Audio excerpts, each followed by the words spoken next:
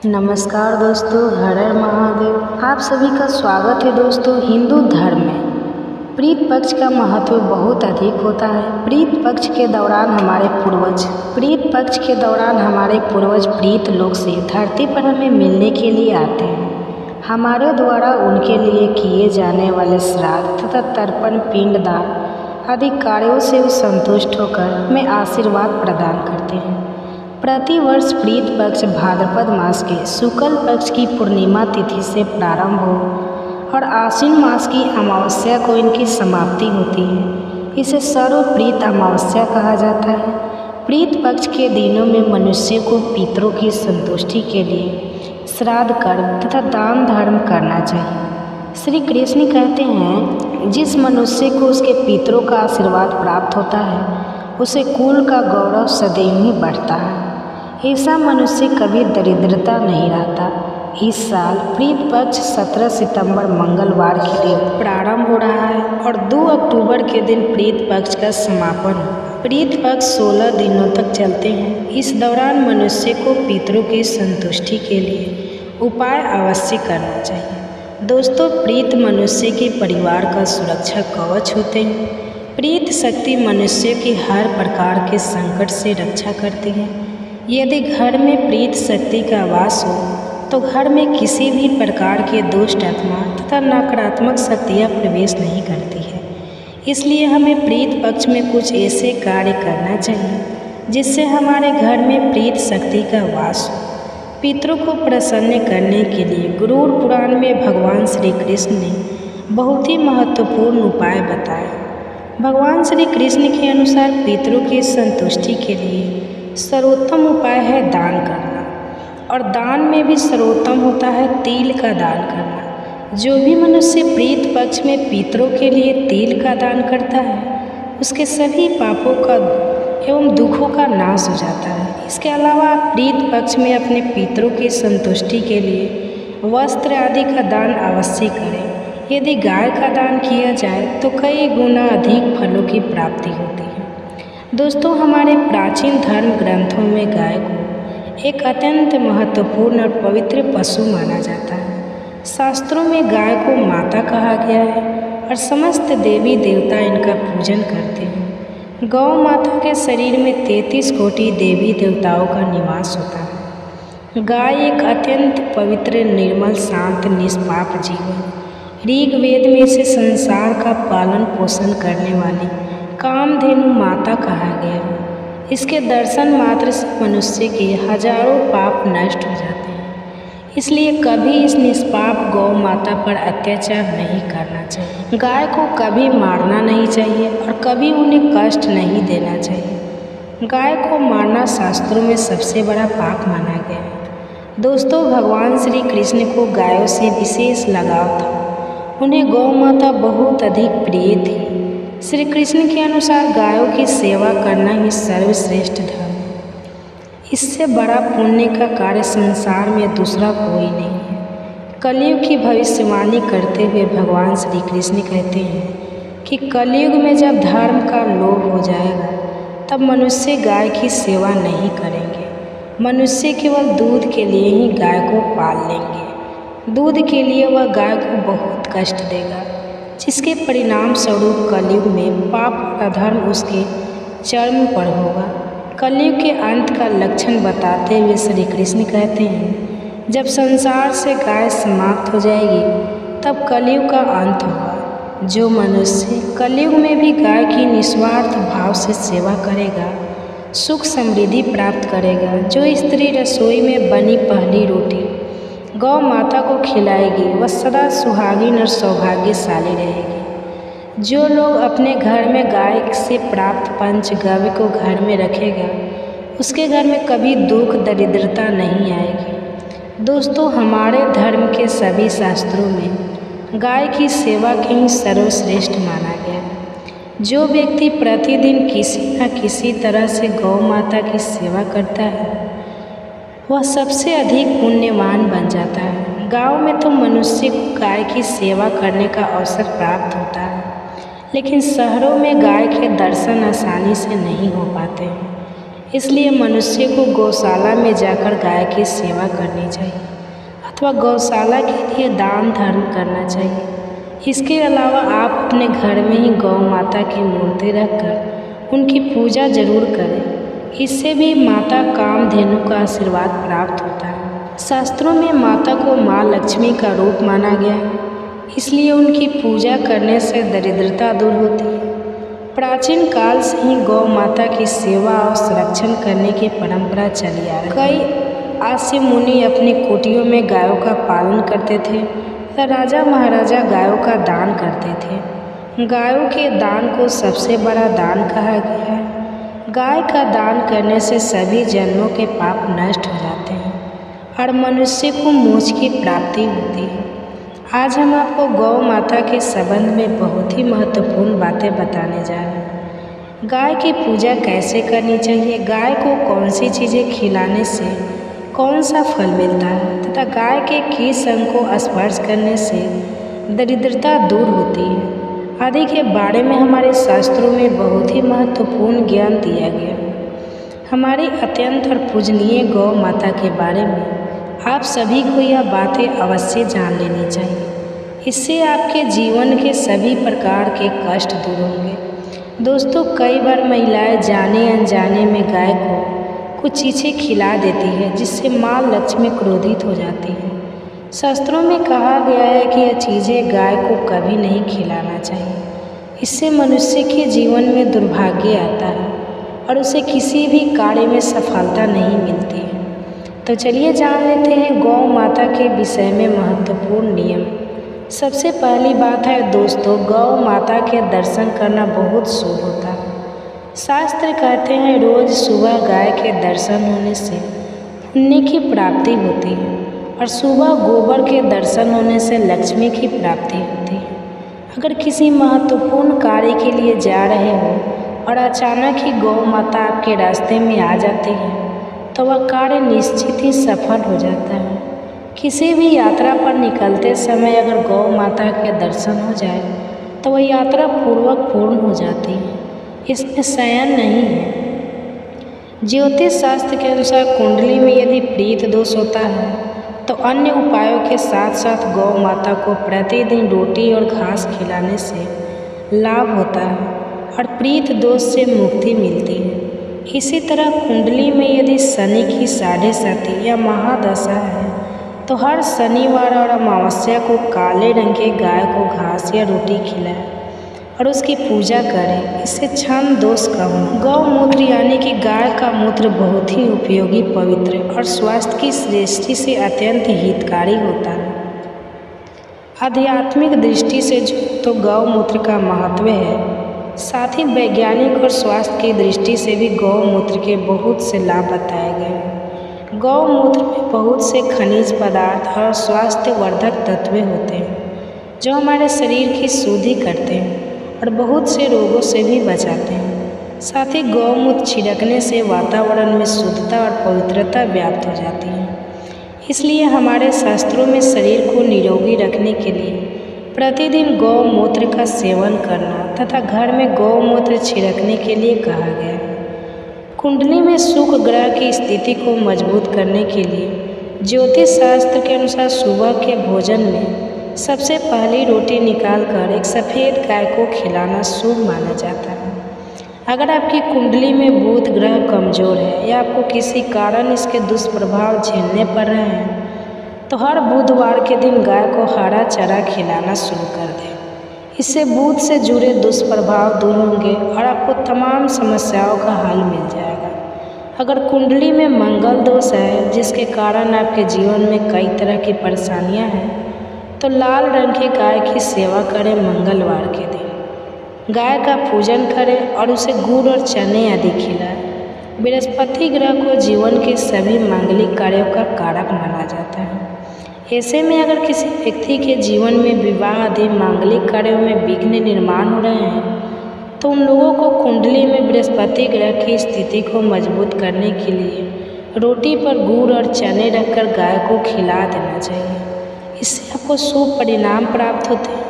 अगर घर में अशांति है, लड़ाई झगड़े होते रहते हैं तो घर में सुख शांति बनाए रखने के लिए घर के अंदर गाय के गोबर से बने उपले को जलाना चाहिए और उसका धुआं संपूर्ण घर में फैलाना चाहिए। इससे घर की नकारात्मक ऊर्जा नष्ट होती है और सकारात्मक ऊर्जा में वृद्धि होती है। गाय के दूध, दही, घी, गोबर और गौमूत्र से बनने वाले मिश्रण को पंचगव्य कहते हैं।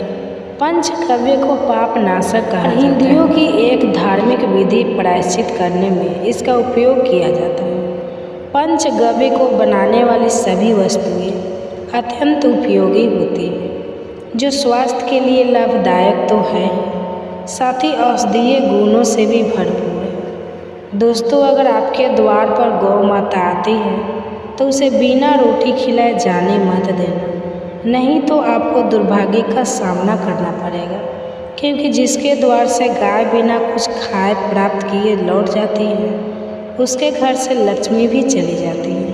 प्रत्येक स्त्री को प्रतिदिन गाय के लिए एक रोटी बनानी चाहिए और प्रेम से गौ माता को खिलानी चाहिए। इससे गौ माता का आशीर्वाद प्राप्त होता है और मन की इच्छाएं पूर्ण होती हैं। कुछ लोग गौ माता को बासी भोजन अथवा जूठन खिला देते हैं। इसे शास्त्रों में पाप माना गया है। आप किसी अन्य पशु को खिला सकते हैं, लेकिन गाय को कभी जूठा नहीं खिलाना चाहिए। भूख लगने के कारण गौ माता उसको ग्रहण तो कर लेती है, लेकिन इसका पाप उस व्यक्ति को लगता है जो गौ माता को ऐसा बासी भोजन खिलाता है। गाय एक शाकाहारी और पवित्र पशु है, इसलिए गाय के भोजन में कभी मांस, अंडे आदि चीज़ें नहीं डालनी चाहिए। ऐसा करने से महापाप लगता है। यदि आपकी कुंडली में चंद्र दोष है और जिसके कारण लगातार परेशानियां उठानी पड़ रही है, तो आप यह एक उपाय जरूर करें। आप रोटी पर सफ़ेद मक्खन, नमक और घी लगाकर गौ माता को खिला दें। यदि क्षण दोष है तो आटे में थोड़े काले तिल मिलाकर रोटी बनाकर गौ माता को खिला दें। इससे शनि दोष समाप्त होता है। मंगल दोष को दूर करने के लिए रोटी पर हल्दी लगाकर गाय को खिलाना चाहिए। अगर घर में धन की समस्या है तो गुरुवार के दिन गाय को केले का फल खिलाना चाहिए। इससे दरिद्रता दूर होती है। दोस्तों, गौ माता के पीठ पर एक उभरा हुआ कुंवर होता है। उस कुंवर में सूर्य देव नारी होते हैं। जब भी आपके द्वार पर गौ माता पधारे, आप इस कुंवर को एक बार जरूर स्पर्श करें। इससे आपके जीवन में सभी दुखों का अंत होगा और धन संपत्ति का प्राप्ति होगी। शास्त्रों में कहा गया है, जो मनुष्य तन मन धन से गौ माता की सेवा करता है, वह मृत्यु के बाद बैतरणी नदी को गौ माता की पूंछ पकड़कर पार कर लेता है। उस व्यक्ति की अकाल मृत्यु नहीं होती है और उसे मोक्ष की प्राप्ति होती है। जिस व्यक्ति के भाग्य की रेखा सोई हुई है, अगर वह व्यक्ति अपनी हथेली पर गुड़ रखकर गौ माता की जीभ से चटाता है, तो उसकी सोई हुई भाग्य रेखा खोल जाती है और उसका दुर्भाग्य सौभाग्य में परिवर्तित हो जाता है। तो दोस्तों, इस प्रकार से आप सभी गौ माता की सेवा जरूर करें। उम्मीद है आपको यह वीडियो जानकारी अच्छी लगी होगी। वीडियो को लाइक जरूर करें और कमेंट में जय गौ माता और जय श्री कृष्ण जरूर लिखें। साथ ही चैनल को सब्सक्राइब करें। आप सभी का धन्यवाद। आरंभ होकर 2 अक्टूबर दिन बुधवार को समाप्त होंगे और शारदीय नवरात्रि 2024 में 3 अक्टूबर दिन गुरुवार को मनाए जाएंगे। दोस्तों, बच्चे बड़े सभी को प्रीत पक्ष में कुछ ऐसी सावधानियां हैं जो बरतनी चाहिए। दोस्तों, मान्यता है कि मृत्यु के देवता यमराज श्राद्ध पक्ष में पितरों को मुक्त कर देते हैं, ताकि वे स्वजनों के यहाँ जाकर तर्पण ग्रहण कर सके। पितरों भाद्रपद पूर्णिमा पर प्रीत लोक से धरती पर आ जाते हैं और 16 दिनों तक श्राद्ध, तर्पण, पिंड दान ग्रहण करके सर्व पितरों अमावस्या की रात्रि को पितृलोक चले जाते हैं। इसलिए ये 16 दिन पूर्ण रूप से पितरों को समर्पित होते हैं। इन 16 दिनों में पितरों की आत्मा की शांति के लिए पिंड दान, श्राद्ध, तर्पण कर्म किए जाते हैं। पितरों के लिए श्रद्धा से कुछ समर्पित करना ही श्राद्ध कहलाता है। 16 दिन पितरों को प्रसन्न कर पितरों की कृपा प्राप्त करने के लिए बहुत ही खास माने जाते हैं। दोस्तों, जैसा कि आप सभी जानते हैं कि प्रीत पक्ष के दौरान कोई भी शुभ और मांगलिक कार्य नहीं किए जाते। शास्त्रों में प्रीत पक्ष के कई नियम बताए गए हैं, अगर उन नियमों का पालन ना किया जाए तो इससे प्रीत दोष लगता है। प्रीत देव नाराज हो जाते हैं। प्रीत पक्ष के दौरान शुभ और मांगलिक कार्य करने के साथ ही कुछ ऐसी चीज़ें भी होती हैं जिनका सेवन प्रीत पक्ष के दौरान भूल कर भी नहीं करना चाहिए। प्रीत पक्ष पितरों को समर्पित होते हैं, इसलिए इस दौरान भोजन का विशेष महत्व होता है। इस दौरान पितरों के लिए भोजन निकाला जाता है, ब्राह्मण भोज कराया जाता है और पंच बलि भी दी जाती है। लेकिन शास्त्रों में कुछ ऐसी चीज़ों के बारे में बताया गया है जिन्हें प्रीत पक्ष के दौरान भूल कर भी नहीं खाना चाहिए। कुछ ऐसी चीज़ें हैं जिनका ना तो प्रीत पक्ष के दौरान सेवन करना चाहिए और ना ही प्रीतों को या ब्राह्मणों को इन चीज़ों का भोग लगाना चाहिए। दोस्तों, ऐसे में हम जानते हैं कौन सी ऐसी चीज़ है जिनका प्रीत पक्ष के दौरान भूल कर भी सेवन नहीं करना चाहिए। कौन सी ऐसी चीज़ें हैं जिनको प्रीत पक्ष के दौरान पितरों को या ब्राह्मणों के भोजन में भूल कर भी शामिल नहीं करना चाहिए, वरना दोष लगता है। आगे बढ़ने से पहले अभी तक आपने हमारे चैनल को सब्सक्राइब नहीं किया है तो इस चैनल को सब्सक्राइब करके बेल आइकन जरूर दबाएं। सच्चे दिल से कमेंट बॉक्स में लिखिए ओम नमः शिवाय। दोस्तों, बड़े बुजुर्गों द्वारा, ब्राह्मणों द्वारा आपने अधिकतर यही सुना होगा कि प्रीत पक्ष के दौरान वही भोजन बनाए, वही भोजन का भोग लगाए या ब्राह्मणों को भोग लगाए जो पितरों को पसंद था, तभी पितरों की आत्मा को शांति मिलती है। लेकिन यहाँ पर हम कुछ ऐसी गलतियाँ कर देते हैं। अधिकतर घरों में अधिकतर लोगों के पूर्वजों को लहसुन प्याज पसंद होता है, तो जब वे भोजन बनाते हैं तो उसमें प्याज और लहसुन डालते हैं और पूर्वजों के पसंद के हिसाब से भोजन बनाकर ब्राह्मणों को भोजन करा देते हैं।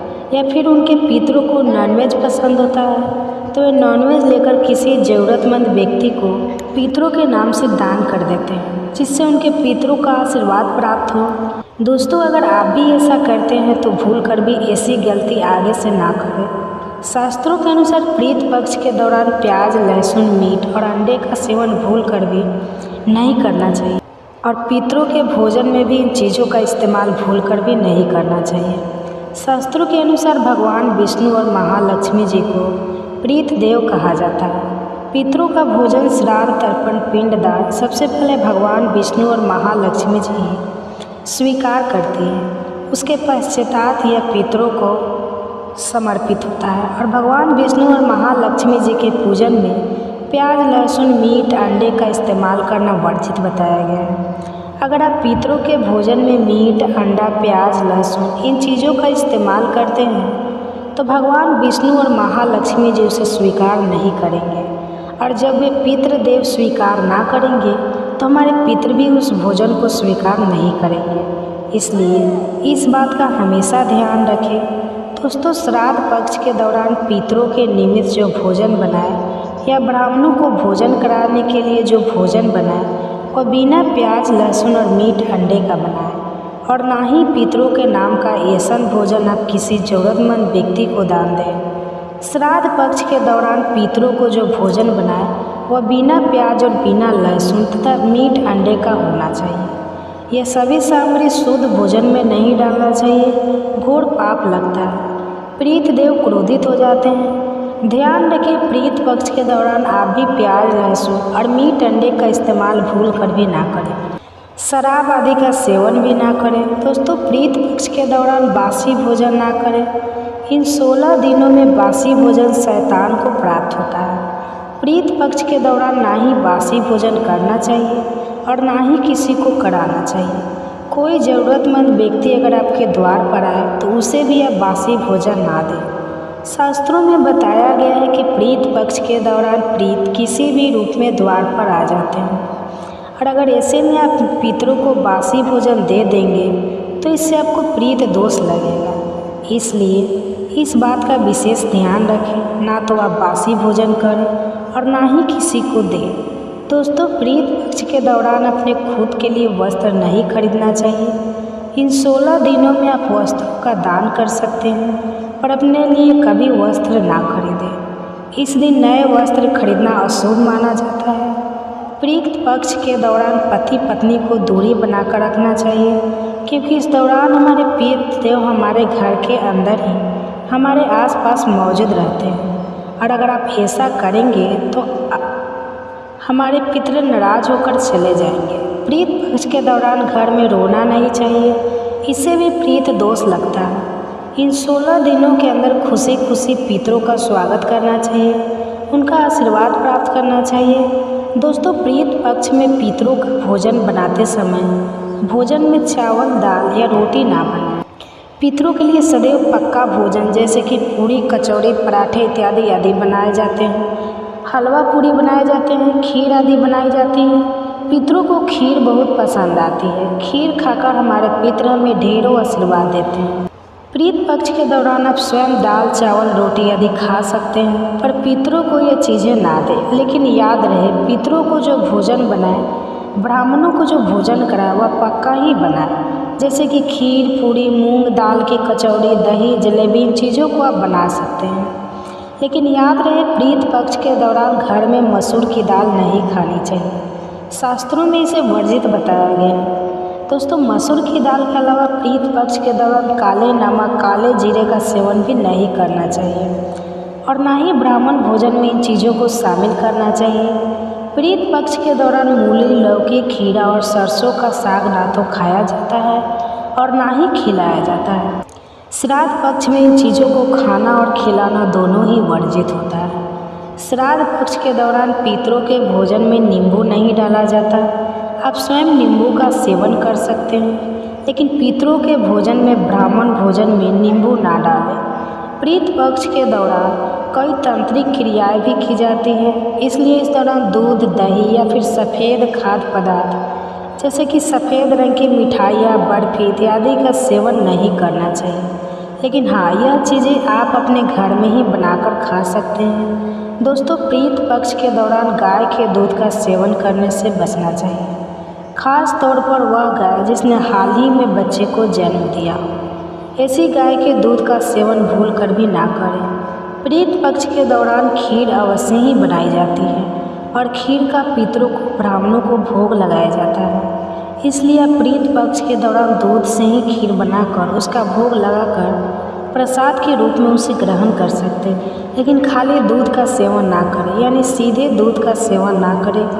प्रीत पक्ष के दौरान कढ़ी बनाना और खाना भी वर्जित होता है, इस बात का विशेष ध्यान रखें। प्रीत पक्ष के दौरान कुलथे की दाल का भी सेवन ना करें। दोस्तों, ध्यान रखें, प्रीत पक्ष के दौरान आप पितरों के लिए जो भी भोजन बनाएं, उस भोजन में आप तिल अवश्य ही डालें। प्रीत पक्ष में जो पितरों का भोजन बनाएं, ब्राह्मणों को जो भोजन कराएं, या से काले तिल अवश्य ही डालें। शास्त्रों के अनुसार जिस भोजन में काले तिल होते हैं वो भोजन प्रीत ग्रहण करते हैं, लेकिन जिस भोजन में काले तिल नहीं होते हैं उसे भूत पिशाच ग्रहण करते हैं। इसलिए इस बात का विशेष ध्यान रखें। दोस्तों, पितरों के भोजन में काले तिल डालकर ही आप पितरों को भोग लगाएं। काले तिल भूत पिशाच से श्राद्ध के भोजन की रक्षा करते हैं, इसलिए इस बात का विशेष ध्यान रखें।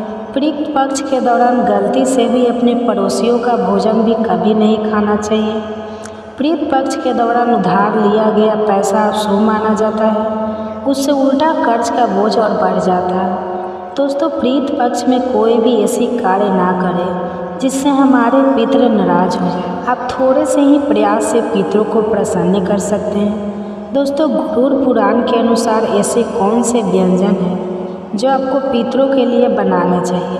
सबसे पहला है दूध और चीनी से बनी खीर। तो हाँ, पितरों के लिए अगर आप बहुत सारे व्यंजन ना बना पाए, आपकी परिस्थितियाँ इस अनुकूल ना हो, तो पितरों की तृप्ति के लिए आपको दूध और चीनी से बनी खीर अवश्य बनाना चाहिए, जिसमें मूखे मेवे डालकर पितरों को परोसें। इस व्यंजन से उन्हें सबसे ज़्यादा आनंद मिलता है और वे प्रसन्न होकर आपके द्वार से लौटते हैं। दूसरी है कद्दू की सब्जी। गरुड़ पुराण के अनुसार कद्दू की सब्जी पितरों को बहुत अधिक प्रिय होती है। कद्दू एक सात्विक व्यंजन है जो श्राद्ध प्रसाद में अक्सर परोसा जाता है।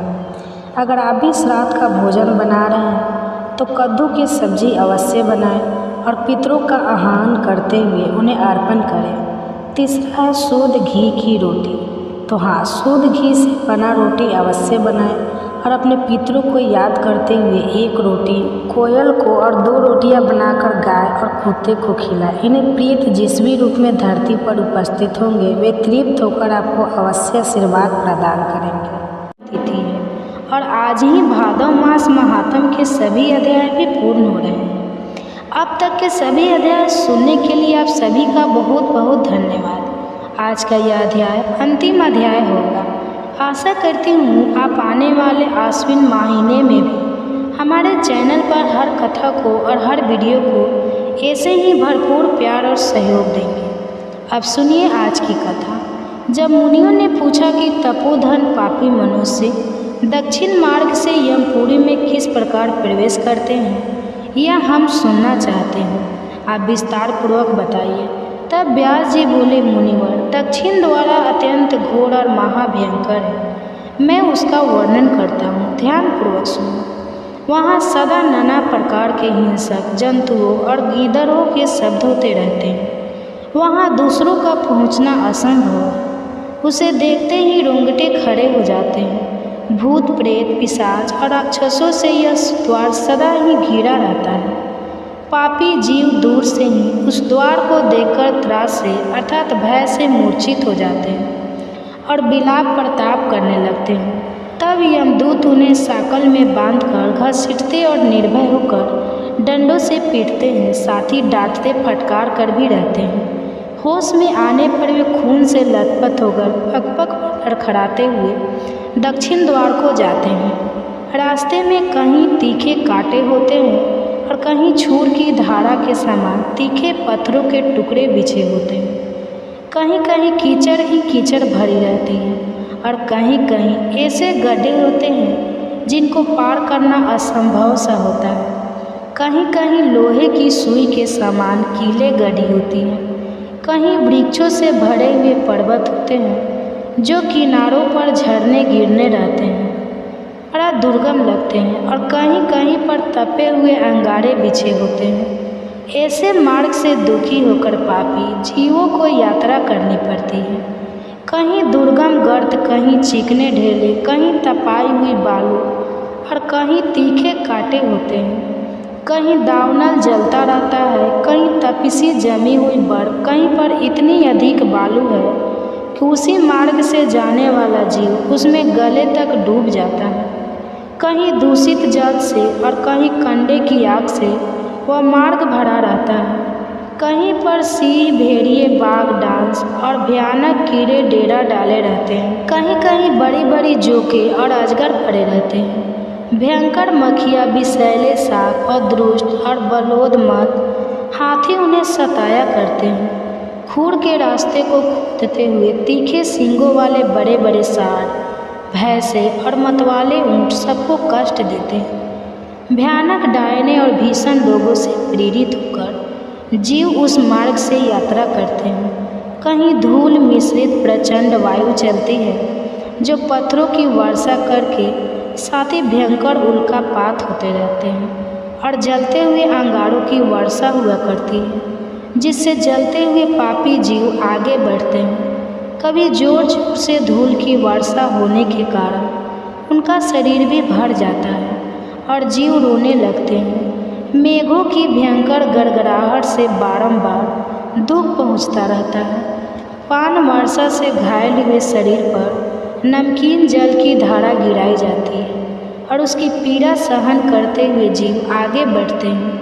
कहीं कहीं पर बहुत शीतल हवा चलने के कारण अधिक सर्दी लगती है तो कहीं रूखी और कठोर वायु का सामना भी करना पड़ता है। इससे पापी जीवों के अंग अंग में बीवाई फट जाती है, वे सूखने और सिकुड़ने लगते हैं। ऐसे मार्ग से जहाँ ना तो खर्च के लिए कुछ मिल पाता है न कोई सहारा ही दिखाई देता है। पापी जीवों को यात्रा करनी पड़ती है। सब और निर्जल और दुर्गम प्रदेश दिखाई देता है। बड़े परिश्रम से पापी जीव यमलोक तक पहुंच पाते हैं।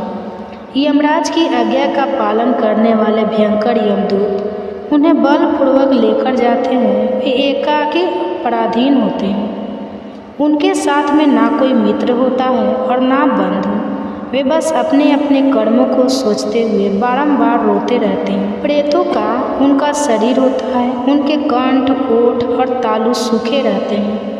वे शरीर से अत्यंत दुर्बल और भयभीत होकर भूख की ज्वाला से जलते रहते हैं। कोई साकल में बंधे होते हैं, किन्हीं को उतान सुलाकर यमदूत उनके दोनों पैर पकड़कर घसीटते हैं और कोई नीचे मुंह करके घसीटे जाते हैं। उस समय उन्हें बहुत दुख होता है। उन्हें खाने को अन्न और ही पीने को पानी मिलता है। वे प्यास से पीड़ित होकर हाथ जोड़कर दीन भाव से आंसू आते हुए गदगद वाणी में बारंबार याचना करते और दीजिए दीजिए की रट लगाते रहते हैं, अर्थात खाने के लिए अन्न और पीने के लिए पानी मांगते रहते हैं। इनके सामने इस अवस्था में देखिए क्या क्या आता है। सामने सुगंधित पदार्थ, दही, खीर, घी, भाग, सुगंधित पेय और शीतल जल प्रस्तुत होते हैं। उन्हें देखकर वे बार बार उन्हें मांगने के लिए भीख मांगते रहते हैं। उस समय यमराज के दूत क्रोध में लाल आंखें करके उन्हें फटकार हुए कठोर पानी में कहते हैं, ओ पापियों, तुमने समय पर अग्निहोत्र नहीं किया, खुद ब्राह्मणों को दान नहीं दिया और दूसरे को भी उन्हें दान देते बलपूर्वक माना कर दिया। उसी पाप का फल आज तुम्हारे सामने उपस्थित हुआ है। तुम्हारा धन आग में नहीं जला था, जल में नहीं नष्ट हुआ था, राजा ने नहीं छीना था और चोरों ने भी नहीं चुराया था। नराधम, तब भी तुमने जब पहले ब्राह्मणों को दान नहीं दिया, तब इस समय तुम्हें कहाँ से कोई वस्तु प्राप्त हो सकती है। जिन साधु पुरुषों ने सात्विक भाव से तरह तरह के दान किए हैं, उन्हीं के लिए यह पर्वतों के अन्न के ढेर लगे दिखाई देते हैं। इनमें भक्ष भोज पे लोहे और चोक सब प्रकार के खाद्य पदार्थ हैं। तुम इन्हें पाने की इच्छा मत करो, क्योंकि तुमने किसी प्रकार का दान ही नहीं किया है। जिन्होंने दान, होम या व ब्राह्मणों का पूजन किया है, उन्हीं का अन्न लेकर सदा यहाँ जमा किया जाता है। नरकीय जीवों या दूसरों की वस्तु हम तुम्हें पलक कैसे दे सकते हैं। यमदूतों की यह बात सुनकर वे भूख प्यास से पीड़ित उस अन्न की इच्छा भी छोड़ देते हैं। इसके बाद यमदूत उन्हें भयानक अस्त्रों से पीड़ा देते हैं। मुद्र, लोह, दंड, शक्ति, तोमर, पीस, पेरेक, पिपाली, गदा, फरसा और बाणों से उनकी पीठ पर चोट मारी जाती है और सामने की ओर से सिंह तथा बाघ आदि उन्हें काट खाते हैं। इस प्रकार के पापी जीव ना तो भीतर प्रवेश कर पाते हैं और ना ही उनके उस द्वार से बाहर ही निकाले दिया जाता है। अत्यंत दुखी होकर करुण विलाप किया करते हैं। इस प्रकार वहाँ भली भांति पीड़ा देकर यमराज के दूत उन्हें भीतर प्रवेश कराते और फिर उस स्थान पर लेकर जाते हैं जहाँ सबका नियंत्रण करने वाला धर्मात्मा यमराज रहता है। वहाँ पहुंचकर विद्युत यमराज को उन पापियों को आने की सूचना देते हैं और उनकी आज्ञा मिलने पर उन्हें उनके सामने उपस्थित कर देते हैं। तब पापाचारी जीव भयानक यमराज और चित्रगुप्त को देखते हैं। यमराज उन पापियों को बड़े जोर से फटकारते हैं और चित्रगुप्त धर्म युक्त वचनों से पापियों को समझाते हुए कहते हैं, पापाचारी जीवों, तुमने दूसरों के धन का अपहरण किया और अपने रूप और वीर्य के घमंड में आकर पराई स्त्रियों का सतीत्व नष्ट किया है। जीव खुद जो कर्म करता है उसका फल भी उसे स्वयं ही भोगना पड़ता है। यह जानते हुए भी तुमने अपना विनाश करने के लिए पाप कर्म क्यों किया? अब किया तो शोक क्यों कर रहे हो? अपने कुकर्मों से ही तुम पीड़ित हो रहे हो। तुमने अपने कर्मों द्वारा जिन दुखों को अर्जित किया है उन्हें अब भोगो। इसमें किसी का कोई दोष नहीं है। यह जो राजा लोग हमारे सामने आए हुए हैं, इन्हें भी अपने बल का बड़ा घमंड था। यह अपने घोर दुष्कर्म द्वारा ही यहाँ लाए गए और इनकी बुद्धि बहुत ही खोटी थी। इसके बाद यमराज राजाओं की ओर देखकर कहते हैं, अरे ओ दुराचारी राजाओं, तुम लोग इसकी अपनी प्रजा का विध्वंस करने वाले हो। थोड़े दिनों तक रहने वाले राज्य के लिए तुमने क्यों भयंकर पाप किया? राजाओं, तुमने राज्य के लोभ, मोह, बल तथा अन्याय से जो प्रजा की कठोर दंड दिया है, उसका यथोचित फल अब यहाँ इस समय भोगो। कहा गया, वह राज्य कहाँ गई वह रानियाँ जिनके लिए तुमने पाप कर्म किए हैं? उन सबको छोड़कर यहाँ तुम लोग एकाग असहाय होकर खड़े हो। यहाँ वह सारी सेना नहीं दिखाई देती जिसके द्वारा तुमने प्रजा का दमन किया, और इस समय यमदूत तुम्हारे अंग अंग फाड़े डालते हैं। देखो तो उस पाप का कैसा फल मिल रहा है। इस प्रकार यमराज के उपालंब युक्त अनेक वचन सुनकर वे राजा अपने अपने कर्मों के बारे में सोचते हुए चुपचाप खड़े रह जाते हैं। तब उनके पापी की शुद्धि के लिए धर्मराज अपने सेवकों को इस प्रकार आज्ञा देते हैं, राजाओं को पकड़कर ले जाओ और बारी बारी से नरक की अग्नि में तपाक इन्हें पापों से मुक्त करो। धर्मराज की आज्ञा पाते ही यमदूत राजाओं के दोनों पैर पकड़कर तेजी से घुमाते हुए उन्हें ऊपर फेंक देते हैं और फिर लौटकर उनके पापों की मात्रा के अनुसार उन्हें बड़ी बड़ी शिलाओं पर देर तक पटक रहते हैं, मानो व्रत से किसी महान वृक्ष पर प्रहार कर रहे हैं। इससे पापी जीव का शरीर जड़ जड़ हो जाता है। उसके शरीर के हर छेद से उसके शरीर के रक्त की धारा बहने लगती है। उसकी चेतना लुप्त हो जाती है। पुण्य धर्म अमृत वचनों से हमें तृप्ति ही नहीं होती, बल्कि अधिकाधिक सुनने की उत्सुकता बढ़ती ही जाती है।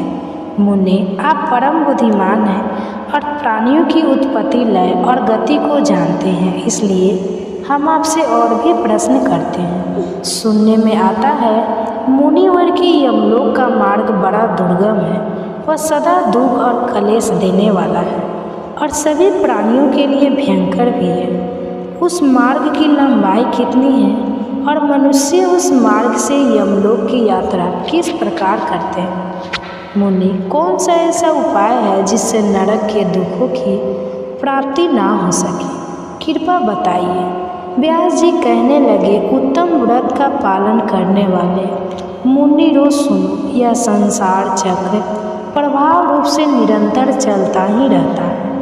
अब मैं प्राणियों की मृत्यु से लेकर आगे जो अवस्था होती है उसका वर्णन करूँगा, ध्यानपूर्वक सुनो। इसी प्रसंग में यमलोक के मार्ग का भी निर्णय किया जाएगा। यमलोक और मनुष्य लोक में 86,000 योजन का अंतर है। उसका मार्ग तपाए हुए तांबे की तरह पूरी तरह तृप्त रहता है। प्रत्येक जीव को यमलोक के मार्ग से जाना ही पड़ता है। पुण्य आत्मा पुरुष पुण्य लोकों में और नीच पापी चारी मनुष्य पापम लोकों में चले जाते हैं। यमलोक में भी 22 नरक है जिनके भीतर पापी मनुष्य को अलग अलग यातनाएं दी जाती हैं। उस नरकों के नाम यह है: रख, रौद्र, शुकर, ताल कुंभी, पाक नरक, महागर, सालमल, विमोम, किटाबी भक्ष, लाला भक्ष, भ्रमपी, बहाने वाली नदी, रक्त बहाने वाली नदी, जल बहाने वाली नदी, अग्नि ज्वाला, महारुद्र, सदम्भ सून, भोजन घोर, वैतरणी और आसपत्र वन। यमलोक के रास्ते में ना तो कहीं वृक्ष की छाया है, न तालाब और पोखरे हैं, न बावड़ी है, न पुष्करणी है, न कुएं है, न फसलें हैं, धर्मशाला भी नहीं है, मंडप नहीं है, न घर है, न नदी और पर्वत है, और ठहरने के योग्य तो कोई स्थान है ही नहीं जहाँ अत्यंत में पड़ा हुआ थका मंदा जीव विश्राम कर सके। उस महान मार्ग पर सभी पापियों को निश्चय ही जाना पड़ता है। जीव की यहाँ कितनी आयु निश्चित की गई है, उसका पूरा भोग हो जाने पर इच्छा ना रहते हुए भी उसे प्राणों का त्याग करना ही पड़ता है। जल, अग्नि, विष, सोदा, रोग तथा पर्वत से गिरने आदि किसी भी निमित्त को लेकर देहदल्ली जीव अपने कर्मों के अनुसार यातना भोगने के योग्य दूसरा शरीर धारण करता है। उसे सुख और दुख भोगने के लिए सुदृढ़ शरीर की प्राप्ति होती है। अपाचा मनुष्य उसी देह से बहुत कष्ट भोगता है और धर्मात्मा मनुष्य प्रसन्नतापूर्वक सुख का भागी होता है। शरीर में जो गर्मी या पीत है वह त्रिवायु से प्रेरित होकर जब अत्यंत कुपित हो जाता है उस समय बिना ईंधन के ही जलती हुई अग्नि की तरह बढ़कर मर्म स्थानों को विदीर्ण कर देता है। उसके बाद उदान नामक वायु ऊपर की ओर उठता है और खाए पिए हुए अन्न जल को नीचे की ओर जाने से रोक देता है।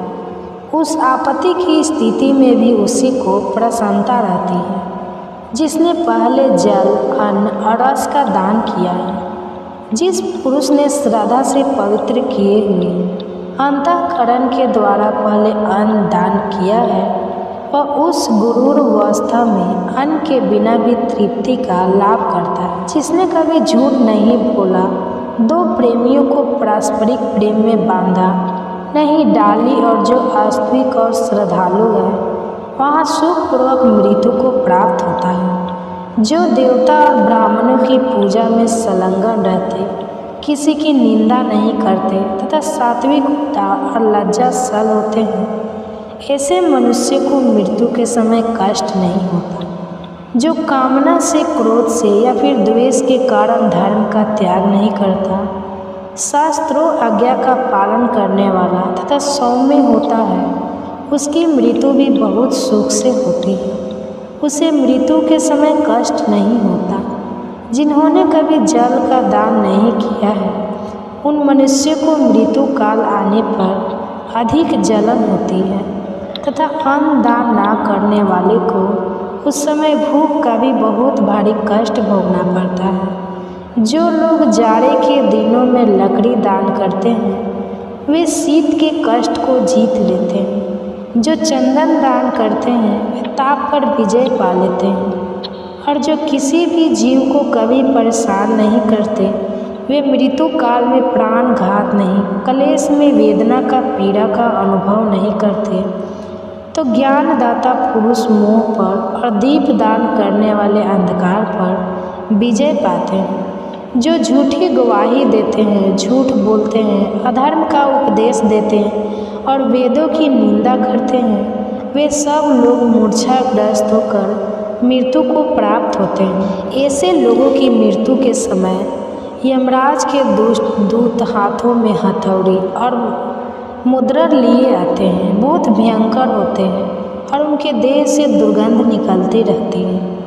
उन यमदूतों पर दृष्टि पड़ते ही मनुष्य काँप उठता है और भाई, माता तथा पुत्रों का नाम लेकर बार बार चिल्लाने लगता है। उस समय उसकी वाणी स्पष्ट समझ में नहीं आती। एक ही शब्द, एक ही आवाज़ से जान पड़ती है। भय के मारे रोगी की आंखें झूमने लगती हैं और उसका मुख सूख जाता है। उसकी सांस ऊपर को उठने लगती है। दृष्टि की शक्ति भी नष्ट हो जाती है। फिर वह अत्यंत पीड़ा से पीड़ित होकर उस विशाल शरीर को छोड़ देता है और वायु के सहारे चलता हुआ वैसे ही दूसरे शरीर को धारण कर लेता है, जो रूप, रंग और अवस्था में पहले शरीर के समान ही होता है। वह शरीर माता पिता के गर्भ से संपन्न नहीं, कर्मों से होता है और यातना भोग करने के लिए ही मिलती है। उसी से यातना भोगनी पड़ती है। इसके बाद यमराज के दूत जल्दी ही उसे दारुण पासों से बांध लेते हैं। मृत्यु काल आने पर जीव को बड़ी पीड़ा, बड़ा दर्द होता है, जिससे वह अत्यंत व्याकुल हो जाता है। उस समय सब भूतों से उसके शरीर का संबंध टूट जाता है। प्राण वायु कंठ तक आ जाती है और जीव शरीर से निकलते समय जोर जोर से रोता है। माता पिता, भाई, मामा, स्त्री, पुत्र, मित्र और गुरु सबसे नाता छूट जाता है। सभी संगे संबंधी नेत्रों में आंसू भरे दुखी होकर उसे देखते रह जाते हैं और वह अपने शरीर को त्याग कर यमलोक के मार्ग पर वायु रूप होकर चला जाता है। वह मार्ग अंधकार से भरा हुआ, अपार, अत्यंत भयंकर तथा पापियों के लिए अत्यंत दुर्गम होता है। यमदूत पास में बांधकर उसे खींचते और मुद्दत से पीटते हुए उस विशाल पथ पर ले जाते हैं। यमदूतों के अनेक रूप होते हैं। वे देखने में बड़े डरावने और सभी प्राणियों को भय पहुंचाने वाले होते हैं। उनके विकराल मुख, नासिका टेढ़ी, आँखें तीन, ठोड़ी कप और मुख फैले हुए तथा ओठ लंबे होते हैं। वे अपने हाथों में विकराल और भयंकर आयुध लिए रहते हैं। उन आयुध से आग की लपेटें रहती है। पास, सांकल और डंडे से भय पहुंचाने वाले महाबली महाभयंकर यम किंकर यमराज की आज्ञा से प्राणियों की आयु समाप्त होने पर उन्हें लेने के लिए आते हैं। जीव यातना भोगने के लिए अपने कर्म के अनुसार जो भी शरीर ग्रहण करता है उसे ही यमराज के दूत यमलोक में ले जाते हैं। वे उसे काल पास में बांधकर पैरों में बेड़ी डाल देते हैं। बेड़ी की साकल व्रज के समान कठोर होते हैं। किंकर क्रोध में भरकर उसे बंधे हुए जीव को तरह तरह से पीटते हुए ले जाते हैं। वह लड़खड़ा कर गिरता है, रोता है और हाय हाय कहकर बार बार चिल्लाता रहता है। तब भी जो दूषित कर्म वाले उस पापी को वे तीखे शूल, मुद्दत, खड्ग और शक्ति के प्रभाव और व्रज में भयंकर दंडों से घायल करके जोर जोर से डांटते हैं। कभी कभी तो एक एक पापी को अनेक यमदूत चारों ओर से घेर कर पीटते हैं। बेचारा जीव दुख से पीड़ित होकर, मूर्छित होकर इधर उधर गिरता पड़ता है। फिर भी वे दूत उस पर तरस नहीं खाते, उसे घसीट कर ले जाते हैं। कहीं भयभीत होते, कहीं दुख पाते, कहीं लड़खड़ाते और कहीं दुख से बहुत जोर जोर से चीखते चिल्लाते हुए जीवों को उस मार्ग से जाना पड़ता है। यमदूतों की फटकार पड़ने से वे बेचैन हो उठते हैं और भय से विवल होकर कांपते हुए शरीर से दौड़ने लगते हैं। यमलोक के मार्ग पर कहीं कांटे बिछे होते हैं, कुछ दूर तक तप हुई बालू मिलती है। जिन मनुष्यों ने एक दान नहीं किया है वे उस मार्ग पर चलते हुए पैरों से चलते हैं। जीवों की हिंसा करने वाले मनुष्य के सब और मरे हुए बकरों की लाशें पड़ी होती हैं, जिनकी जली और फटी हुई चमड़ी से मैदे और रक्त की दुर्गंध आती रहती है। वे पीड़ा से पीड़ित होकर जोर जोर से चीखते चिल्लाते हुए यम मार्ग की यात्रा करते हैं। शक्ति भिंदर, खंडक, तोमर, बाण और तीखी नोक वाले शूल से उनका अंग अंग छेद दिया जाता है। कुत्ते, बाघ, भेड़िए और कौवे उनके शरीर का मांस नोच नोच कर खाते रहते हैं। मांस खाने वाले लोग उस मार्ग पर चलते समय जोर से चीर जाते हैं। सूअर अपनी डांट से उनके शरीर को चीरते हैं। जो अपने ऊपर विश्वास करने वाले स्वामी, मित्र या स्त्री की हत्या कराते हैं वे शास्त्रों द्वारा छीन भीन और व्याकुल होकर यमलोक के मार्ग पर जाते हैं। जो निरपराध जीवों को मारते हैं और मरवाते हैं वे राक्षसों के ग्रास बनकर उस मार्ग से यात्रा करते हैं। जो प्राय स्त्रियों के वस्त्र उतारते हैं वे मरने पर नंगे करके दौड़ते हुए यमलोक मिलाए जाते हैं। जो दुरात्मा, पापाचारी अन्य वस्त्र, सोने, घर और खेत का अपहरण करते हैं उन्हें यमलोक के मार्ग पर पत्थरों, लाठियों और डंडों से मारकर जड़ जड़ कर दिया जाता है और वे अपने हर अंग से रक्त बहाते हुए यमलोक में जाया करते हैं। जो नाराधाम नरक की परवाह ना करके इस लोक में ब्राह्मण का धन हड़प लेते हैं, उन्हें मारते और गालियाँ सुनाते हैं। उन्हें सूखी लकड़ी में बांधकर उनकी आंखें फोड़ दी जाती है और नाक कान काट लिए जाते हैं। फिर उनके शरीर में पीप और रक्त पोत दिए जाते हैं तथा काल के समान गीद और गीदड़ उन्हें नोच नोच कर खाने लगते हैं। इस दशा में भी क्रोध में भरे हुए भयानक यमदूत उन्हें पीटते हैं और वे चिल्लाते हुए यमलोक के रास्ते पर चलने लगते हैं। इस प्रकार वो मार्ग बड़ा ही दुर्गम और अग्नि के समान प्रज्वलित है। पापी मनुष्य दक्षिण मार्ग से यमपुरी में किस प्रकार प्रवेश करते हैं यह भी हम सुनना चाहते हैं। कृपया विस्तार पूर्वक बताइए। तब व्यास जी ने जो कुछ भी कहा उसका वृत्तांत आप सभी अगले अध्याय में जरूर सुनिए।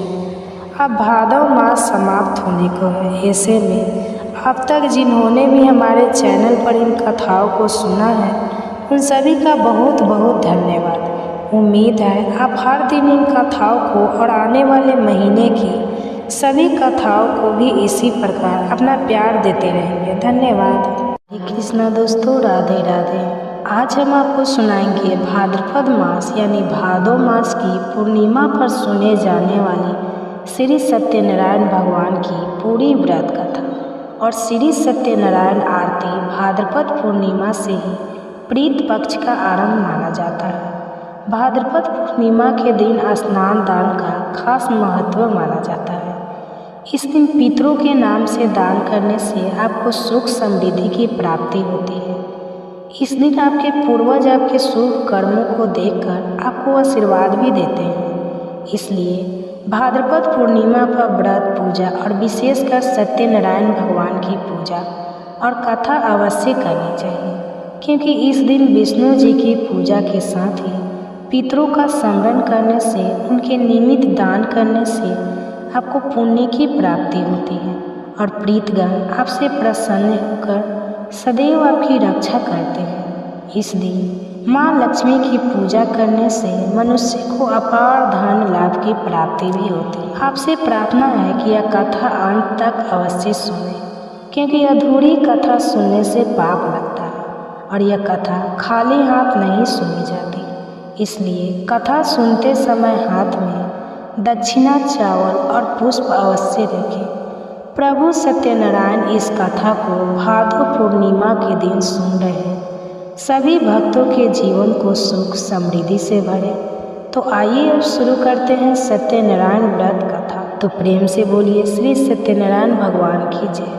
श्री गणेशाय नमः। एक समय की बात है, ऋषि ने श्री सूत जी से पूछा, हे प्रभु, इस कलयुग में वेद विद्या रहित मनुष्य को प्रभु शक्ति किस प्रकार मिल सकती है तथा उनका उद्धार कैसे होगा? हे मुनिश्रेष्ठ, कोई ऐसा तप बताइए जिससे थोड़े समय में ही पुण्य मिले और मनोवांछित फल भी मिल जाए। इस प्रकार की कथा सुनने की हम इच्छा रखते हैं। सर्वशास्त्रों के ज्ञाता सूत जी बोले, हे वैष्णव में पूज्य, आप सभी ने प्राणियों के हित की जो बात पूछी है, इसलिए मैं एक ऐसे श्रेष्ठ व्रत को आप लोगों को बताऊंगा जिसे नारद जी ने लक्ष्मी नारायण जी से पूछा था और लक्ष्मीपति ने मुनि श्रेष्ठ नारद जी से कहा था। आप सब अब इसे ध्यान से सुनिए। एक समय की बात है, योगी राज नारद जी दूसरों के हित की इच्छा के लिए अनेकों लोगों में घूमते हुए मृत्यु लोक में आ पहुँचे। यहाँ उन्होंने अनेक योगियों में जन्मे। प्रायः सभी मनुष्यों को अपने कर्मों द्वारा अनेकों दुखों से पीड़ित देखा। उनका दुख देखकर नारद जी सोचने लगे कि कैसा यत्न किया जाए जिसके करने से निश्चित रूप से मानव के दुखों का अंत हो जाए। इसी विचार पर मन करते हुए वो विष्णु लोक में गए। वहाँ वो देवों के इस नारायण की स्तुति करने लगे, जिनके हाथों में शंख, चक्र, गदा और गले में वरमाला पहने हुए थे। स्तुति करते हुए नारद जी बोले, हे भगवान, आप अत्यंत शक्ति से संपन्न हैं। मन तथा वाणी भी आपको नहीं पा सकते। आपका आदि, मध्य तथा अंत नहीं है। निर्गुण स्वरूप सृष्टि के कारण भक्तों के दुख को दूर करने वाले आप ही हैं। आपको मेरा नमस्कार है। नारद जी की स्तुति सुन विष्णु भगवान बोले, हे मुनिश्रेष्ठ, आपके मन में क्या बात है? आप किस काम के लिए पधारे हैं, उसे निसंकोच होकर हमसे कहें। इस पर नारद मुनि बोले कि मृत्यु लोक में अनेक योनियों में जन्मे मनुष्य अपने कर्मों के द्वारा अनेकों दुख से दुखी हो रहे हैं। हे नाथ, आप मुझ पर दया रखते हैं तो बताइए कि वो मनुष्य थोड़े से प्रयास से ही अपने दुखों से कैसे छुटकारा पा सकते हैं? तब श्री हरि बोले, हे नारद, मनुष्यों की भलाई के लिए तुमने बहुत ही अच्छी बात पूछी है, जिसके करने से मनुष्य मुँह से छूट जाता है। यह बात मैं तुम्हें कहता हूँ। सुनो, स्वर्ग लोक और मृत्यु लोक दोनों में एक दुर्लभ उत्तम व्रत है जो पुण्य देने वाला है। आज प्रेम वश होकर मैं उसे तुमसे कहता हूँ। श्री सत्यनारायण भगवान का यह व्रत अच्छी तरह विद्या पूर्वक करके मनुष्य तुरंत ही यहाँ सुख भोग कर मरने पर मोक्ष पाता है। श्री हरि के वचन सुन नारद जी बोले, उस व्रत का फल क्या है और उसका विधान क्या है? यह व्रत किसने किया था? इस व्रत को किस दिन करना चाहिए? सभी कुछ विस्तार से बताएं। नारद की बात सुनकर श्रीहरि बोले, दुख और सुख दूर करने वाला यह सभी स्थानों पर विजय दिलाने वाला व्रत है। मानव को शक्ति और श्रद्धा के साथ शाम को श्री सत्यनारायण की पूजा धर्म परायण होकर ब्राह्मणों और बंधुओं के साथ करनी चाहिए। भक्ति भाव से ही नैवेद्य केले का फल, घी, दूध और गेहूं का आटा सवाया ले गेहूं के स्थान पर साठी का आटा, शक्कर तथा गुड़ लेकर और सभी भक्षण योग्य पदार्थों को मिलाकर भगवान को भोग लगाए। ब्राह्मणों सहित बंधु बांधव को भी भोजन कराए। उसके बाद स्वयं भोजन करें। भजन कीर्तन के साथ भगवान की भक्ति में लीन हो जाए। इस तरह से सत्यनारायण भगवान का यह व्रत करने पर मनुष्य की सारी इच्छाएं निश्चित रूप से पूरी होती है। इस कली काल अर्थात कलयुग में मृत्यु में मोक्ष का यही एक सरल उपाय बताया गया। श्री सत्यनारायण व्रत कथा का पहला अध्याय। भगवान की व्रत कथा का दूसरा अध्याय। सूत जी बोले, हे ऋषियों, जिसने पहले समय में इस व्रत को किया था उसका इतिहास कहता हूँ, ध्यान से सुनो। सुंदर काशीपुरी नगरी में एक अत्यंत निर्धन ब्राह्मण रहता था। वह भूख प्यास से परेशान होकर धरती पर घूमता रहता था। ब्राह्मणों से प्रेम करने वाले भगवान ने एक दिन ब्राह्मण का वेश धारण करके उसके पास जाकर पूछा, हे विप्र, नित्य दुखी होकर तुम पृथ्वी पर क्यों घूमते हो? दीन ब्राह्मण बोला, मैं निर्धन ब्राह्मण हूँ, भिक्षा के लिए धरती पर घूमता हूँ। हे भगवान, यदि आप इसका कोई उपाय जानते हो तो बताइए। तब वृद्ध ब्राह्मण बड़े सत्यनारायण भगवान ने कहा कि भगवान सत्यनारायण श्री हरि विष्णु मनोवांछित फल देने वाले हैं, इसलिए तुम उनका पूजन करो। इसे करने से मनुष्य सभी दुखों से मुक्त हो जाता है। वृद्ध ब्राह्मण बनकर आए सत्यनारायण भगवान उस निर्धन ब्राह्मण को व्रत का सारा विधान बताकर अंतर ध्यान हो गए। ब्राह्मण मन ही मन सोचने लगा कि जिस व्रत को वृद्ध ब्राह्मण करने को कहा गया है, मैं उसे जरूर करूँगा। यह व्रत करने का निश्चय करने के बाद उसे रात में नींद नहीं आई। वो सवेरे उठकर सत्यनारायण भगवान के व्रत का निश्चय कर भिक्षा के लिए चला गया। उस दिन निर्धन ब्राह्मण को भिक्षा में बहुत सारा धन मिला, जिसे उसने बंधु बांधव के साथ मिलकर श्री सत्यनारायण भगवान का व्रत संपन्न किया। भगवान सत्यनारायण का व्रत संपन्न करने के बाद वह निर्धन ब्राह्मण सभी दुखों से छूट गया और अनेक प्रकार की संपत्तियों से युक्त हो गया। उसी समय से यह ब्राह्मण हर माह इस व्रत को करने लगा। इस तरह से सत्यनारायण भगवान के व्रत को जो भी मनुष्य करेगा वह सभी प्रकार के पापों से छूटकर मोक्ष को प्राप्त होगा। जो मनुष्य इस व्रत को करेगा वह सभी दुखों से मुक्त हो जाएगा। सूत जी बोले कि इस तरह से नारद जी से नारायण जी का कहा हुआ श्री सत्यनारायण व्रत मैंने तुमसे कहा। हे विप्रो, अब मैं और क्या कहूँ? ऋषि बोले, हे मुनिवर, संसार में उस विप्र से सुनकर और किस किस ने इस व्रत को किया, हम सब इस बात को सुनना चाहते हैं। इसके लिए हमारे मन में श्रद्धा का भाव है। सूत जी बोले, हे मुनियों, जिसने इस व्रत को किया है वे सब सुन।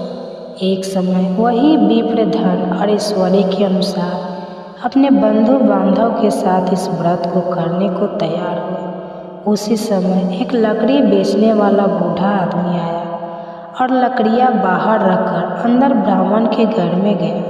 प्यास से दुखी वो लकड़हारा उनको व्रत करते देख विप्र को नमस्कार करके पूछने लगा कि क्या आप यह बता सकते हैं कि आप क्या कर रहे हैं? तो उन्होंने बताया कि हम व्रत कर रहे हैं तथा इसे करने का क्या फल मिलेगा। तब उन्होंने ऐसा पूछा तो उन ब्राह्मण ने बताया कि सब मनोकामनाओं को पूरा करने वाला यह सत्यनारायण भगवान का व्रत है। इनकी कृपा से ही मेरे घर में धन धान्य आदि की वृद्धि हुई है। विप्र से सत्यनारायण व्रत को जानने के बाद लकड़हारा बहुत प्रसन्न हुआ और चरणामृत लेकर और प्रसाद खाने के बाद अपने घर गया। लकड़हारे ने अपने मन में संकल्प किया कि आज लकड़ी बेचने से जो धन मिलेगा उसी से वह सत्यनारायण भगवान का उत्तम व्रत करेगा। मन में इस विचार को लेकर बूढ़ा आदमी सिर पर लकड़ियाँ रखकर उस नगर में बेचने गया जहाँ धनी लोग ज़्यादा रहा करते थे। उस नगर में उसे अपनी लकड़ियों का दाम पहले से 4 गुना अधिक मिलता है। बूढ़ा प्रसन्नता के साथ दाम लेकर केले, शक्कर, घी, दूध, दही और गेहूं का आटा लेकर और सत्यनारायण भगवान के व्रत की अन्य सामग्रियाँ लेकर अपने घर गया। वहाँ उसने अपने बंधु बांधव को बुलाकर विधि विधान से सत्यनारायण भगवान का पूजन और व्रत किया। इस व्रत के प्रभाव से वह बूढ़ा लकड़हारा धन, पुत्र आदि से युक्त होकर संसार के समस्त सुख भोग कर अंतकाल में वैकुंठ धाम को चला गया। श्री सत्यनारायण व्रत कथा का दूसरा अध्याय संपूर्ण। तो बोलिए श्री सत्यनारायण भगवान की जय। श्री सत्यनारायण भगवान की व्रत कथा का तीसरा अध्याय। सुत जी बोले, हे श्रेष्ठ मुनियों, अब आगे की कथा कहता हूँ। पहले समय में अलकामुख नाम का एक बुद्धिमान राजा था। वो सत्यवक्ता और जितेंद्रिय था। प्रतिदिन देव स्थानों पर हो जाता और निर्धनों को धन देकर उनके कष्टों को दूर करता था। उनकी पत्नी कमल के समान मुख वाली तथा सती साध्वी थी। भाद्र सलाला नदी के तट पर उन दोनों ने ही सत्यनारायण भगवान का व्रत किया। उसी समय साधु नाम का एक वैश्य आया। उसके साथ व्यापार करने के लिए बहुत सा धन भी था।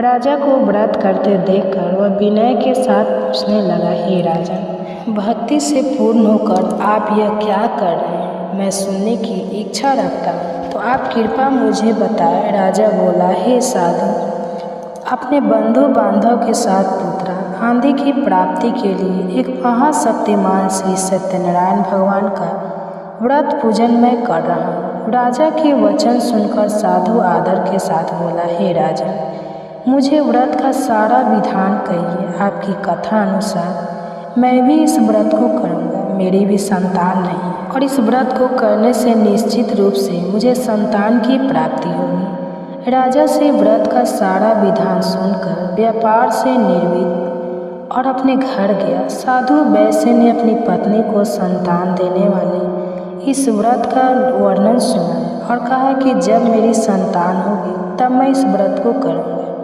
साधु ने इस तरह के वचन अपनी पत्नी लीलावती से कहा। एक दिन लीलावती पति के साथ आनंदित हो सांसारिक धर्म में प्रवृत्त होकर सत्यनारायण भगवान की कृपा से गर्भवती हो गई। 10वें महीने में उसके गर्भ से एक सुंदर कन्या ने जन्म लिया। दिनों दिन वह ऐसे बढ़ने लगी जैसे शुक्ल पक्ष का चंद्रमा बढ़ता है। माता पिता ने अपनी कन्या का नाम कलावती रखा। एक दिन लीलावती ने मीठे शब्दों में अपने पति को याद दिलाया कि अपने सत्यनारायण भगवान की जिस व्रत को करने का संकल्प किया था उसने करने का समय अब आ गया है। आप इस व्रत को करो। साधु बोला, हे प्रिय, इस व्रत को मैं उसके विवाह पर करूँगा। इस प्रकार अपनी पत्नी को आश्वासन देकर वह नगर को चला गया। कलावती पिता के घर में रहकर रिद्धि को प्राप्त हो गई।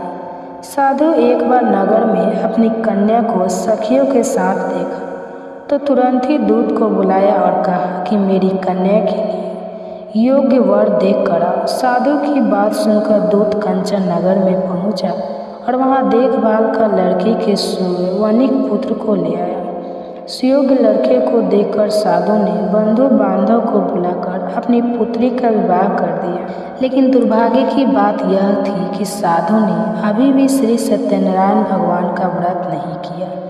इस पर श्री सत्यनारायण भगवान क्रोधित हो गए और साधु को अत्यधिक दुख मिले। अपने कार्य में कुशल साधु बनिया जमाई को लेकर समुद्र के पास स्थित होकर रद सागरपुर नगर में गया।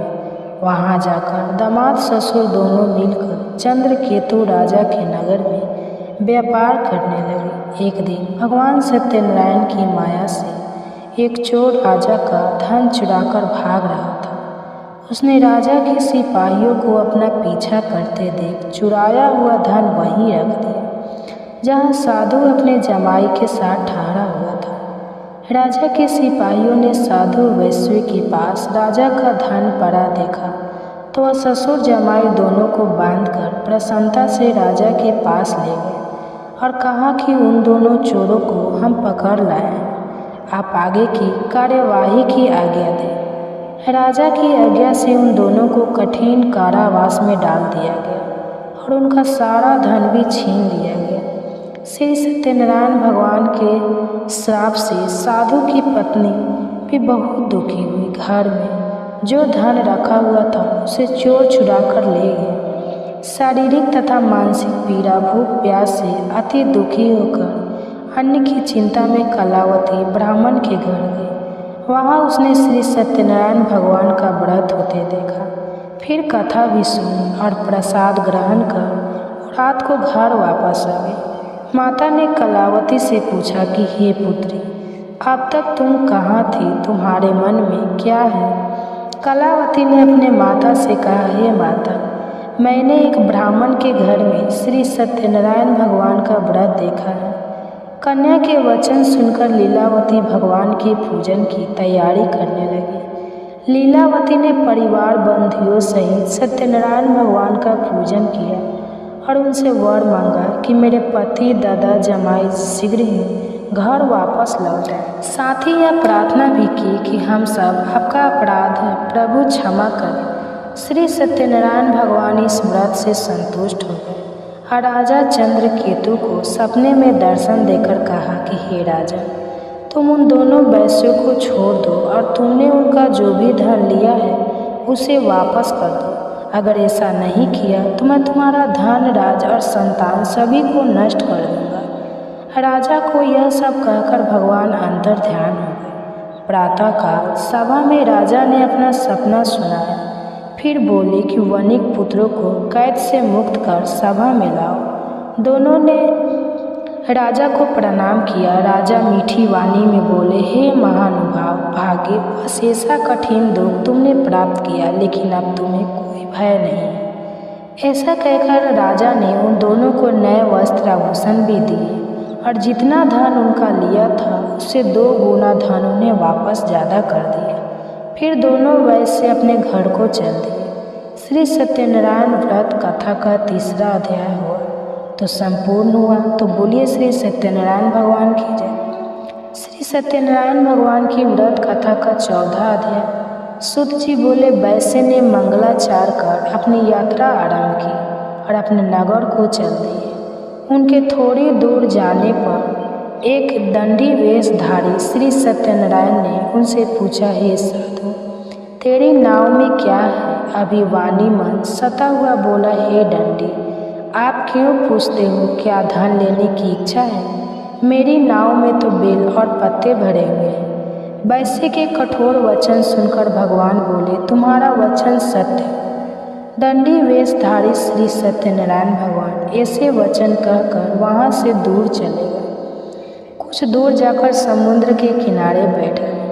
दंडी के जाने के बाद साधु वैश्य ने नित्य क्रिया के पश्चाताप नाव को ऊंची उठते देखकर अचंभा माना और नाव में बेल पत्ते आदि देखकर वह मूर्छित होकर जमीन पर गिर पड़ा। मोर्चा खोलने पर वो अति शोक में डूब गया।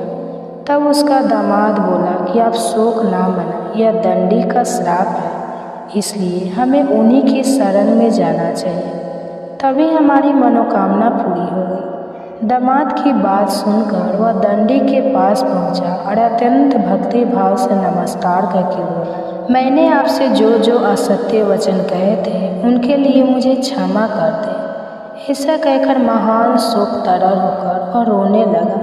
तब दंडी भगवान बोले, हे वाणिक पुत्र, मेरी आज्ञा से बार बार तुम्हें दुख प्राप्त हुआ है तो मेरी पूजा से विमुख हुआ। साधु बोला, हे भगवान, आपकी माया से ब्रह्मा आदि देवता भी आपके रूप को नहीं जानते। तब मैं तो अज्ञानी हूँ, मैं कैसे जान सकता हूँ? आप प्रसन्न हुए। अब मैं सामर्थ्य के अनुसार आपकी पूजा किया करूँगा। मेरी रक्षा करो और पहले के समान नौका में धन भर दो। साधु वैश्य के भक्तिपूर्वक वचन सुनकर भगवान प्रसन्न हो गए और उसकी इच्छा अनुसार वरदान देकर अंतर्ध्यान हो गए। ससुर जमाई जब नाव पर आए तो नाव धन से भरी हुई थी।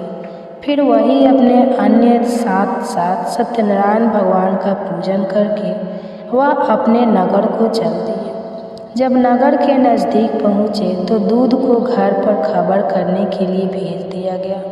दूध साधु की पत्नी को प्रणाम करके कहता है कि मालकिनी, अपने दामाद सहित नगर में आ चुका है। दूध की बात सुनकर साधुनी की पत्नी लीलावती ने बड़े हर्ष के साथ सत्यनारायण भगवान का पूजन करके अपनी पुत्री कलावती से कहा कि मैं अपने पति के दर्शन कर जाती हूँ, तो कार्य पूरा करके शीघ्र आ जाना। माता के ऐसे वचन सुनकर कलावती जल्दी में प्रसाद छोड़कर अपने पति के पास चली गई। प्रसाद की अवहेलना के कारण श्री सत्यनारायण भगवान रुष्ट हो गए और नाव सहित उसके पति को पानी में डुबो दिया। कलावती अपने पति को वहां ना पाकर रोती हुई जमीन पर गिर गई। नौका को डूबा हुआ देखकर वह कन्या को रोता देखकर साधु दुखी होकर बोला, हे प्रभु, मुझसे तथा मेरे परिवार से जो भूल हुई है उसे क्षमा करें। साधु के दिन मंचर श्री सत्यनारायण भगवान ने सुने और भगवान प्रसन्न हो गए और आकाशवाणी हुई, हे साधु, तेरी कन्या मेरे प्रसाद को छोड़कर आई है, इसलिए उसका पति अदृश्य हो गया है। यदि वह घर जाकर प्रसाद खाकर लौटती है तो इसे उसका पति अवश्य मिलेगा। ऐसी आकाशवाणी सुनकर कलावती घर पहुंचकर प्रसाद खाती है और फिर आकर अपने पति को दर्शन करती है। उसके बाद साधु अपने बंधु बांधव सहित श्री सत्यनारायण भगवान का विधि विधान से पूजन करता है। इस लोक का सुख भोग कर वे अंत में स्वर्ग को जाता है। श्री सत्यनारायण व्रत कथा का 14 अध्याय पूर्ण हुआ। तो बोलिए श्री सत्यनारायण भगवान की जय। श्री सत्यनारायण भगवान की व्रत कथा का 5वां अध्याय। सूत जी बोले, हे ऋषियों, मैं एक और भी कथा सुनाता हूँ, उसे भी ध्यान पूर्वक सुनो। प्रजा पालन में लीन तुंगध्वज नाम एक राजा था। उसने भी भगवान श्री सत्यनारायण का प्रसाद त्याग कर बहुत सारा दुख प्राप्त किया। एक बार वन में जाकर वन्य पशुओं का वध करके वह बरखे से पेड़ के नीचे आकर बैठा हुआ था। वहाँ उसने कुछ गलों को भक्ति भाव से अपने बंधु बांधव सहित सत्यनारायण भगवान का पूजन करते हुए देखा। अभिमानवश राजा ने उन्हें देखकर श्री पूजा के स्थान पर जाने का कष्ट नहीं उठाया और ना ही उसने भगवान श्री सत्यनारायण को दूर से ही नमस्कार किया। ग्वालों ने राजा को प्रसाद दिया, लेकिन राजा ने वह प्रसाद नहीं खाया और प्रसाद को वहीं जंगल में छोड़कर वह अपने नगर को वापस चला गया। जब वो नगर में पहुंचा तो वहाँ सब कुछ तहस नहस हुआ पाया, तो वह शीघ्र ही समझ गया कि यह सब भगवान ने ही किया है और दोबारा ग्वालों के पास जंगल में पहुंचा और विधि पूर्वक पूजा करके उस राजा ध्वजतुग ने श्री सत्यनारायण भगवान का प्रसाद खाया। तो सत्यनारायण भगवान की कृपा से सब कुछ उसके नगर में पहले जैसा हो गया। दीर्घ काल तक उस राजा ने सुख भोगा और मरण उपरांत उसने स्वर्ग लोक को प्राप्त किया। जो मनुष्य परम दुर्लभ इस व्रत को करेगा तो भगवान सत्यनारायण की अनुकंपा से उसे धन धान्य की प्राप्ति होगी। निर्धन धनी हो जाता है और भय मुक्त जीवन जीता है। संतानहीन मनुष्य को संतान सुख मिलता है और सारे मनोरथ पूर्ण होने पर मानव अंत काल में बैकुंठ धाम को जाता है। सूत जी बोले, जिन्होंने पहले इस व्रत को किया है अब उनके दूसरे जन्म की कथा कहता हूँ। वृद्ध सनातन ब्राह्मण ने सुदामा का जन्म लेकर मोक्ष की प्राप्ति की लकड़ होने से अगले जन्म में निषाद राज बनकर मोक्ष को प्राप्त किया। उल्का मुख नाम का राजा दशरथ होकर बैकुंठ को चला गया। साधु नाम के वैश्य ने मोर ध्वज पर अपने पुत्र